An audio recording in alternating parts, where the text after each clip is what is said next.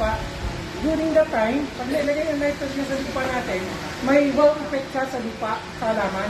Napakaganda. Without knowing na pag continuous ka palang gumagamit nito, ay nakakasira na sa ating kalupaan. So, parang yung mga nagpa-bodybuilding, pag gumagamit sila ng mga pampalakas, like the steroid, ang ganda sa mga unang gamit.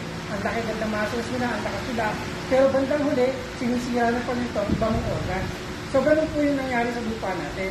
So, to quick dalang po, nagkaroon ng research ang ating gobyerno, hindi lang dito sa Pilipinas, sa buong mundo, paano ba natin mababalik ang kalusugan ng ating lupa sa pamamagitan po lang ng mga organiko.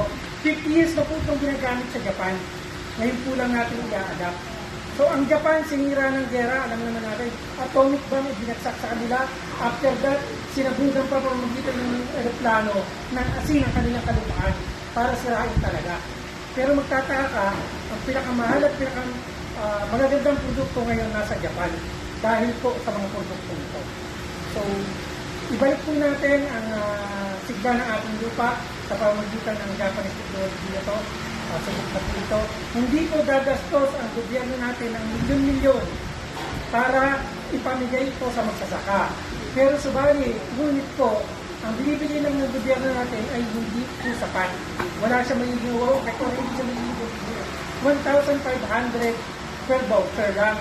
Hindi niyo po makikita yung epekto niya. Kaya kung nandito po kami, lumalapit po kami sa inyo, ako po ay magsasaka by heart, sa pamamagitan nito, matulungan namin kayo, makontinuous po sana yung programa ng ating gobyerno at hindi masayang yung pera natin.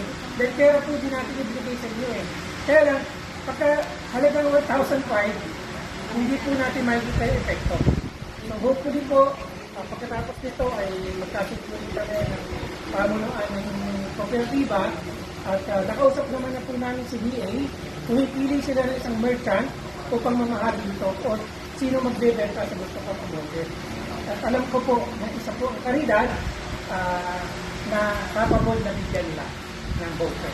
Maraming salamat po. Yawit po.